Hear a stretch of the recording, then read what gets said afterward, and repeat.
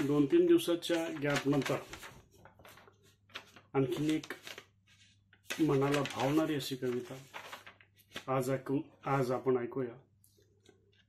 मनाला स्पर्शून जाणारी कविता अशी ऐकूया. कवितेचं नाव आहे झोपडी आणि वाडा. पिंपळाच्या सावलीखाली दिवसभर, पिंपळाच्या सावलीखाली दिवसभर ती खेळत बसायची. पिंपळाच्या सावलीखाली दिवसभर ती खेळत बसायची. मध्येच वाजायची शाळेची घंटा, मध्येच वाजायची शाळेची घंटा. लगबगीनं ती शाळेकडे पळायची, लगबगीनं ती शाळेकडे धावायची. डोक्यावर 4 पत्रे आणि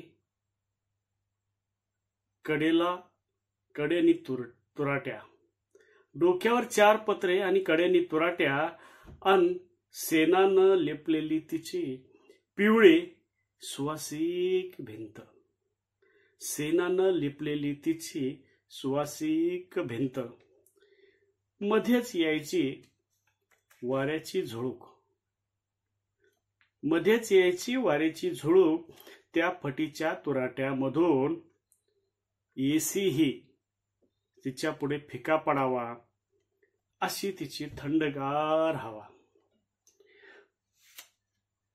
भोपळ्याचा वेल जणू गुंडाळला, भोपळ्याचा वेल जणू गुंडाळला. हिरवीगार साडी अन पिवळे कर्णफुले, गुलमोहराची लाली अंगावर खुल्ली होती. मनाला सुखावणारी ती खेड्यातली सुंदर झोपडी जणू गीत गात होती. हे जे वर्णन केलंय खेड्यातील एका सुंदर झोपडीचं केलंय. झोपडी आणि वाडा हा विषय आहे. बघूया पुढे. तिच्या समोर, कुणाच्या झोपडी समोर, तिच्या समोर आयटीत हातावर हात बांधून, तिच्या समोर आयटीत हातावर हात बांधून पाय हलवीत उभा होता जुना दगडी वाडा. एखादा मुलगा कसा उभा राहतो हातावर हात बांधून आयटीत, ना तसं तिच्या समोर आयटीत हातावर हात बांधून पाय हलवीत उभा होता जुना दगडी वाडा. नक्षीदार कवाडासारखा सुंदर चेहरा, कवाडे कशी नक्षीदार असतात जुन्या वाड्याची बघा. नक्षीदार कवाडासारखा सुंदर चेहरा, डोळ्यावर केसाची 40 पत्रे, म्हणजे 40 पत्र्याचा वाडा. डोक्यावर केसाची 40 पत्रे वाऱ्यासंग खेळत होती. 5 खण मळवदाखाली उन्हाळ्यात बसलेला प्रत्येक पाहुणा म्हणायचा, पोरांनी तब्येत छान आहे, पोराची तब्येत छान आहे. उन्हाळ्यात बसलेला प्रत्येक पाहुणा म्हणायचा, पोराची तब्येत छान आहे. मग उगाचच स्वतःला बॉडी बिल्डर समजायचा, मग उगाचच स्वतःला बॉडी बिल्डर समजायचा.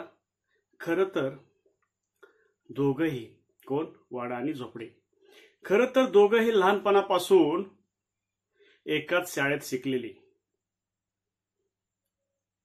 ती झोपडी आणि तो वाडा होता.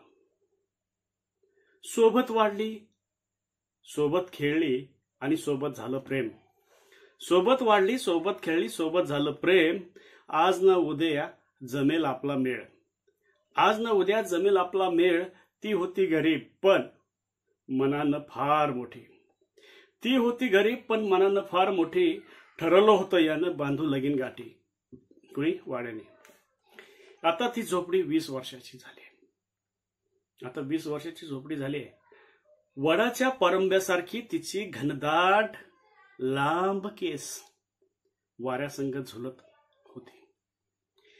चुकवून लोकांची नजर वाडा तिच्याकडे बघत होता, निहाळीत होता तिला.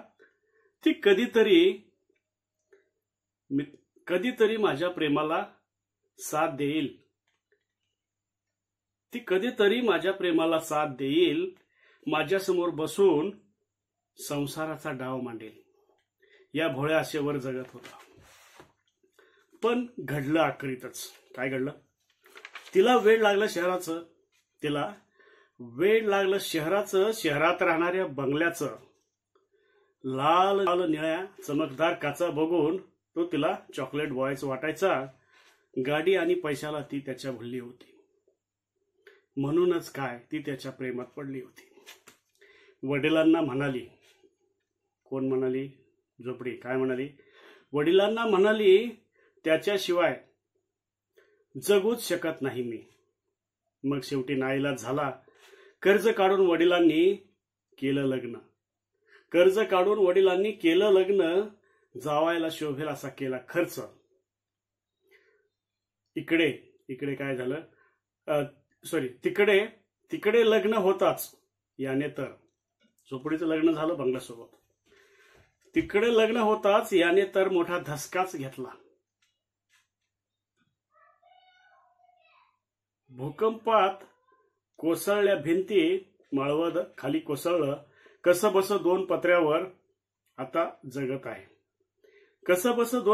आता तो जगत आहे. 2 वेळेला शेळी भाकर खाऊन दिवस काढत आहे.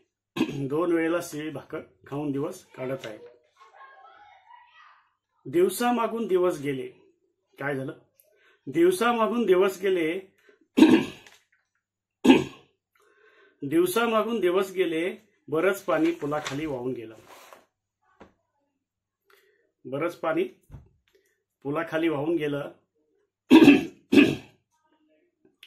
एक दिवस त्याला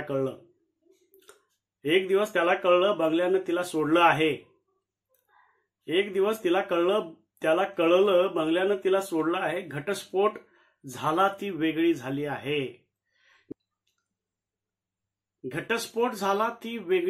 आहे.